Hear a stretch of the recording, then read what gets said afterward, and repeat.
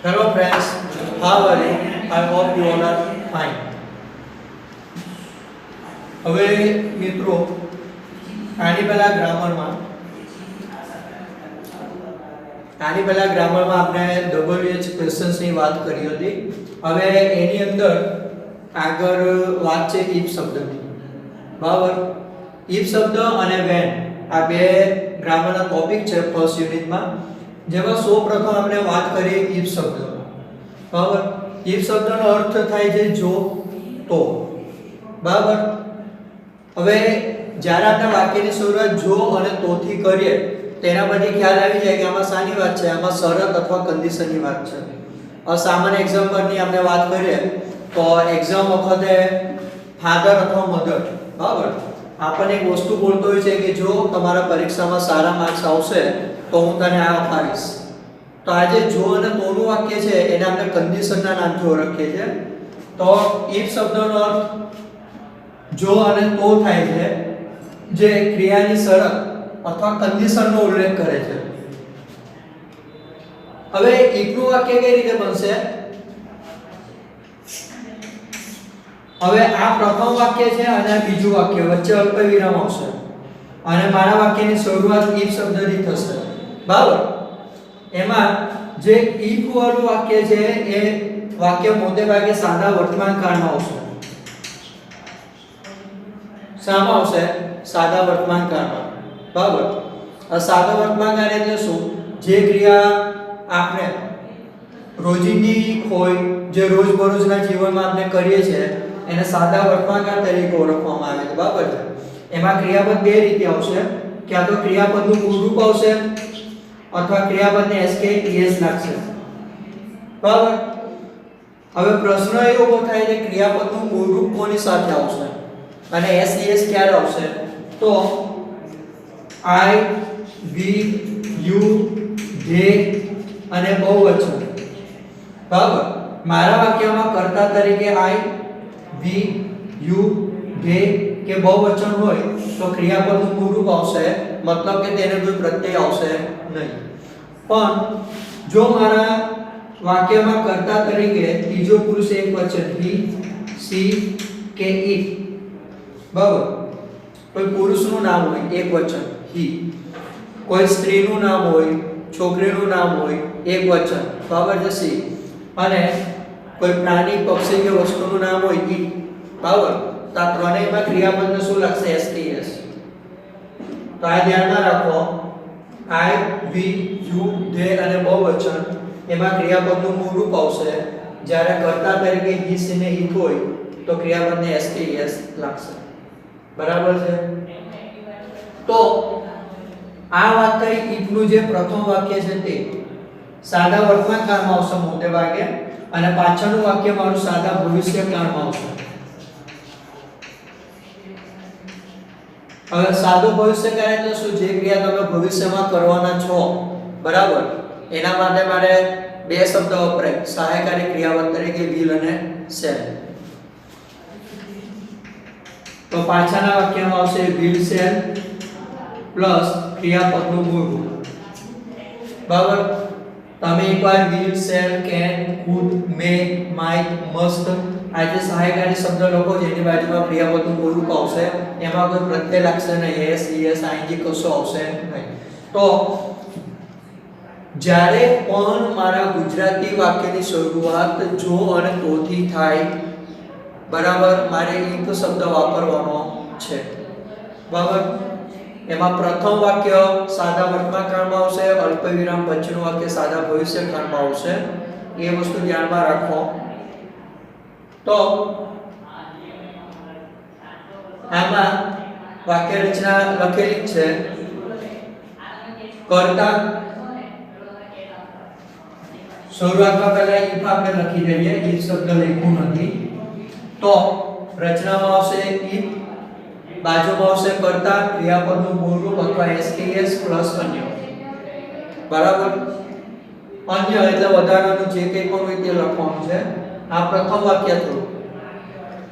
અલ્પવિરામ પછી પાછળનું વાક્ય આવશે બીજું, એમાં પણ કર્તા આવશે. જો આમાં કર્તા આગળ પણ આવશે, પાછળ પણ આવશે, પ્લસ will અથવા shall. હવે વ્હીલ અને સેલ ની વાત કરીએ તો I અને V ની સાથે સેલ આવશે એ સિવાયના જે કરતા છે U E C E ને D એમાં વ્હીલ આવશે પણ તમે વ્હીલ શબ્દ દરેકની સાથે વાપરી શકો છો બરાબર કર્તાની બાજુમાં વ્હીલ સેલ આવશે ક્રિયાપદનું મૂળ રૂપ આવશે વ્હીલ અને સેલની સાથે ઓલવેઝ મૂળ રૂપ આવશે અને પ્લસ અન્ય જે વધારાનું હોય તે તો આ પ્રમાણે મારું વાક્ય બનશે if માં જ્યારે મારું વાક્ય જો અને તોથી ચાલુ થાય કન્ડિશનની વાત હોય કે જો તમે આમ કરશો તો આમ થશે જો તમે મહેનત કરશો તો પરીક્ષામાં પાસ થશો બરાબર જો તમે મહેનત ન કરશો તો તમે પરીક્ષામાં નાપાસ થશો તો આ પ્રમાણેની જ્યારે જો અને તોની વાત આવશે ત્યારે મારે if શબ્દ લખવાનો છે બરાબર છે હવે આમાં વાક્ય જોઈએ તો તમને ખ્યાલ આવશે જો તમે સખત મહેનત કરશો તો તમે સફળ થશો બરાબર આમાં વાક્ય જો જોઈ લો જો ને તો આ બે શબ્દ મને આપેલા છે બરાબર એમાં દીકરાઓ ખ્યાલ આવી ગયો if શબ્દ મારે લખવાનો છે જો અને તો આવી ગયો બરાબર તો હું પહેલા શું લખીશ if પહેલા દરેકનું ગુજરાતી કરો તો તમને ખ્યાલ આવશે તમે યુ સખત મહેનત હાર્ડ વર્ક કરશો બરાબર એટલે મહેનત કરવી એટલે વર્ક એની સાથે જ છે હું ફક્ત પહેલા વાક્યની વાત કરું પછી બીજા વાક્ય તરફ જઈએ આ મારું પ્રથમ વાક્ય છે એમાં if તમે કરતા એટલે શું આવશે તમે એટલે યુ if you હવે ક્રિયાપદ તમારે કરતાની બાજુમાં ક્રિયાપદ આવશે બરાબર ક્રિયાપદ તમારે શોધવા જવાની જરૂર નથી આ જે પ્રથમ વાક્ય મારું જો પ્રથમ વાક્યની જ વાત કરું છું બીજું વાક્ય આપણે પછી જોઈશું બરાબર છે પ્રથમ વાક્યમાં છેલ્લે જે આવે તમારું ક્રિયાપદ મહેનત કરવી જેનું ઇંગ્લિશ શું આવશે વર્ક if you work હવે આમાં અટકી જાઓ મારું ક્રિયાપદ મેં વર્ક લખ્યું હવે આમાં વિચાર કરો કે આમાં મૂળરૂપ આવશે કે એસકેએસ જ્યારે તમે if વાળું વાક્ય લખો છો ત્યારે તમારે આ વસ્તુ વિચારવાની છે કે ક્રિયાપદમાં મૂળરૂપ આવશે કે એસકેએસ આવશે તો કરતા જોઈ લો કયું છે યુ અને યુ ની સાથે મૂળરૂપ આવશે આ યાદ રાખો I we you they ને બહુવચન એક કરતા વધારે નામ હોય ત્યારે મૂળ રૂપ આવશે he she it કોઈ પુરુષ કે છોકરાનું નામ હોય કોઈ સ્ત્રી કે છોકરીનું નામ હોય કોઈ પ્રાણી પક્ષી કે વસ્તુનું નામ હોય પણ એક વચન તો ક્રિયાપદને એસ આવશે બરાબર છે તો કરતા લખ્યું તમે બરાબર છે સોરી if લખ્યું કરતામાં શું આવશે યુ ક્રિયાપદ મારું વર્ક કોઈ પ્રત્યય લાગશે ને યુ છે એટલે ને બાજુમાં શું આવશે હાર તો આ પ્રમાણે મારું પ્રથમ વાક્ય થશે if you work hard જો તમે સખત મહેનત કરશો બરાબર હવે આ વાક્ય મારું પ્રથમ વાક્ય પૂરું બરાબર હવે એના પછીનું જે બીજું વાક્ય છે એના તરફ નજર ફેરવો તમે સફળ થશો બરાબર હવે તમે એટલે મારે યુ લખવાનું છે ચાલો હવે આ વાક્યને ધ્યાનથી જુઓ તમે સફળ થશો મતલબ કે ભવિષ્યની વાત છે બરાબર ને પાછળનું વાક્ય આપણું સામે આવશે ભવિષ્યકાળ ગીરશે વત્તા ક્રિયાપદનું મૂળ રૂપ આવશે બરાબર છે તો આ એક વસ્તુ તમે ધ્યાનમાં રાખો કે હું જ્યારે if થી વાક્ય બનાવું છું ત્યારે મારું આગળનું વાક્ય વર્તમાન કાળમાં આવશે અને પાછળના વાક્યમાં મારે will અથવા shall વાપરવાનો છે બરાબર છે વાક્ય રચના લખેલી છે વાક્ય રચના જુઓ સમજો એના આધારે આવડી જશે ઈઝી છે if you work hard તમે સફળ થશો you ચાલો યુ ની બાજુમાં શું આવશે will હવે આમાં મારે shall અથવા will બરાબર તો મારે will શબ્દ તમે દરેકની સાથે વાપરી શકો છો shall લખવાની જરૂર નથી you will ને સફળ થશો એનું શું આવશે succeed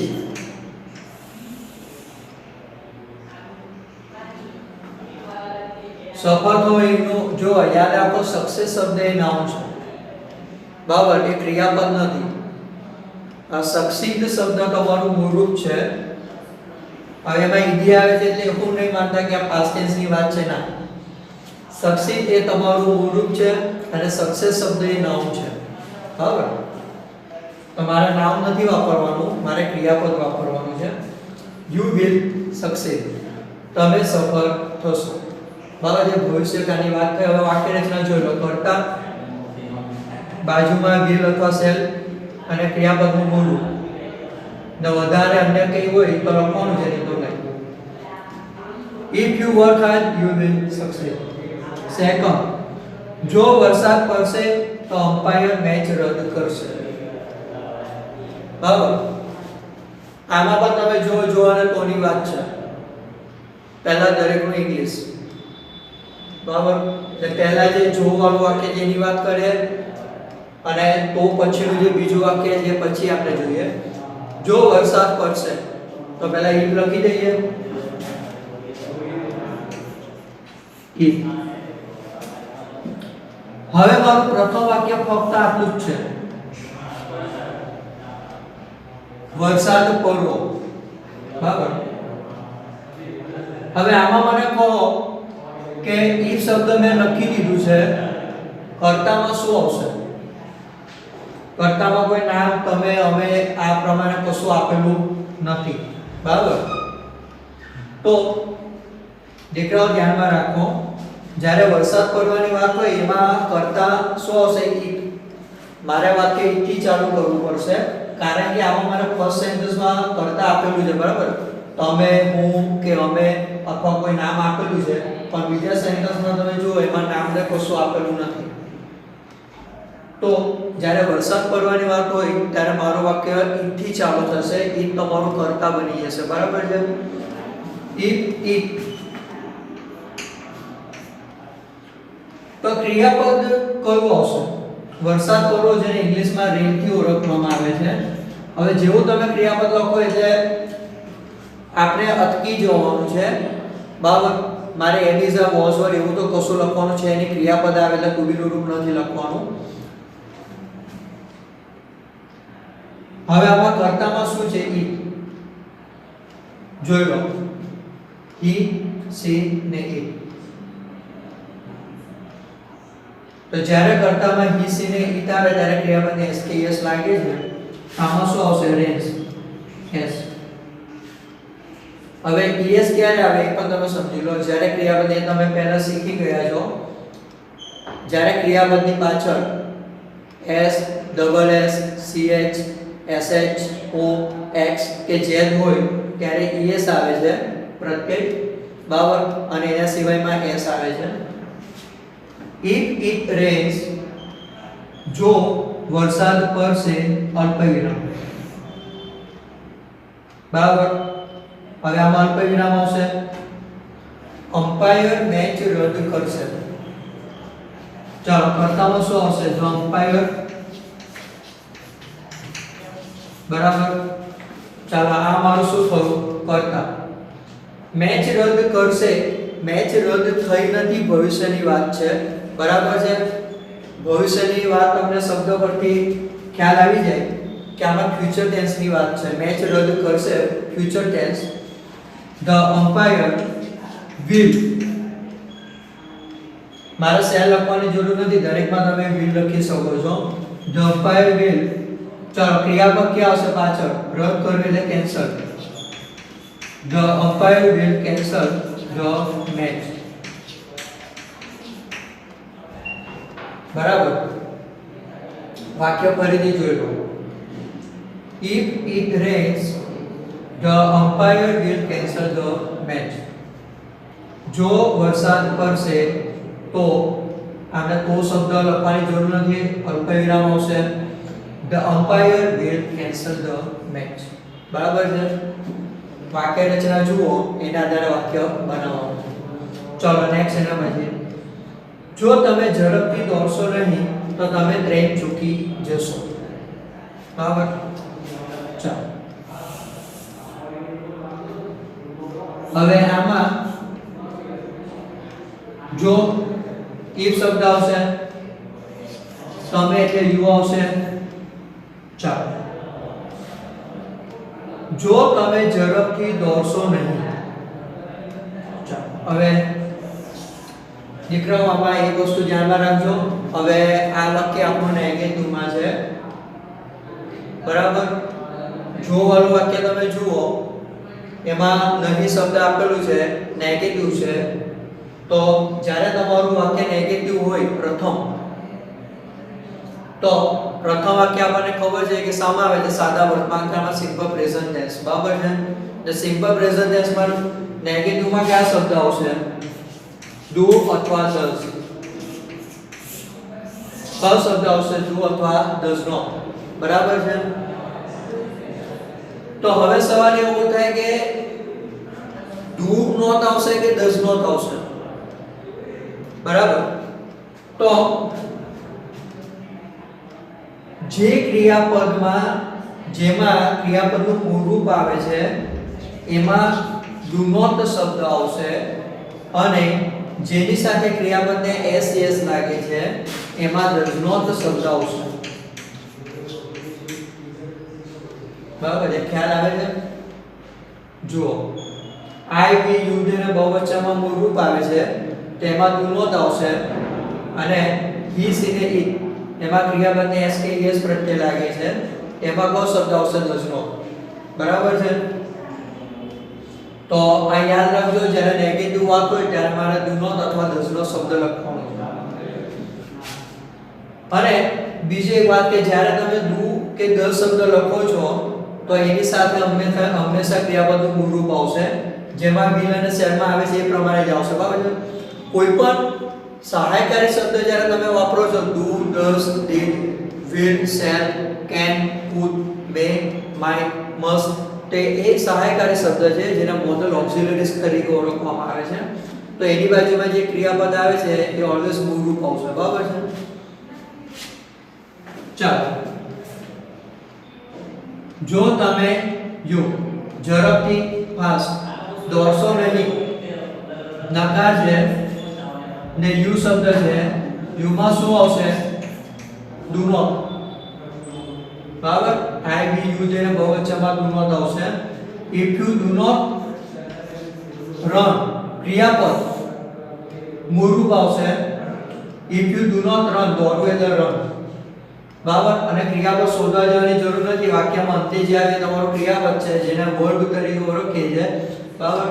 if you do not run fast આ વાક્ય મારું ફર્સ્ટ સેન્ટેન્સ પૂરું થાય છે if you do not run fast જો તમે ઝડપથી દોડશો નહીં બરાબર છે હવે પાછળનું વાક્ય તમે જુઓ તમે ટ્રેન ચૂકી જશો ચાલો દરેકનું પહેલા ઇંગ્લિશ બનાવો તમે યુ બરાબર ટ્રેન ને ચૂકી જો એના માટે કયો શબ્દ આવશે મિસ યુ પાછળ will આવશે ભવિષ્યની વાત છે ફ્યુચર ટેન્સની વાત છે you will miss the train ચાલો આ વાક્ય ફરીથી જોઈ લો if you do not run fast you will miss the train બરાબર છે તો દીકરાઓ આ યુ શબ્દની વાત થઈ વાક્ય રચના બરાબર ધ્યાનમાં રાખો વાક્ય રચના આવશે તો વાક્ય તમને આવડી જશે તો ટૂંકમાં જે એની બે ત્રણ અમુક વાત છે અગત્યની હું તમને કહી દઉં છું જ્યારે વાક્યની શરૂઆત જો અને તો શરૂઆત ન જો અને વચ્ચે તો આપેલું હોય ત્યારે મારે એક શબ્દ વાપરવાનું છે ક્રિયાની શરત અથવા કન્ડિશનનો ઉલ્લેખ કરે છે આગળ વાક્ય સાદા વર્તમાનકાળમાં આવશે પાછળનું ભવિષ્યકાળમાં આવશે બે વાક્યની વચ્ચે અલ્પવિરામ આવશે બરાબર છે એમાં શરૂઆતના વાક્યમાં મારે એમિઝા વોઝર એવું કશું વાપરવાનું નથી બે વસ્તુ આવશે ક્રિયાપદનું મૂળ રૂપ આવશે અથવા SKES આવશે I we you they અને બહુવચન હોય તો ક્રિયાપદનું મૂળ રૂપ આવશે ત્રીજો પુરુષ એકવચન હોય he she they તો SKES આવશે બરાબર છે અને આગળનું વાક્ય મારું નકાર હોય તો મારે do not અથવા does not વાપરવાનું છે અને પાછળનું વાક્ય ભવિષ્યકાળમાં નેગેટિવ હોય એમાં will not અથવા shall not આવશે બરાબર છે તો આટલી વસ્તુ યાદ રાખો. પરીક્ષામાં ગુજરાતીનો અંગ્રેજીમાં ટ્રાન્સલેટ તરીકે પૂછાશે અથવા ફિલ ઇન ધ બ્લેન્કમાં આવશે, બરાબર ને?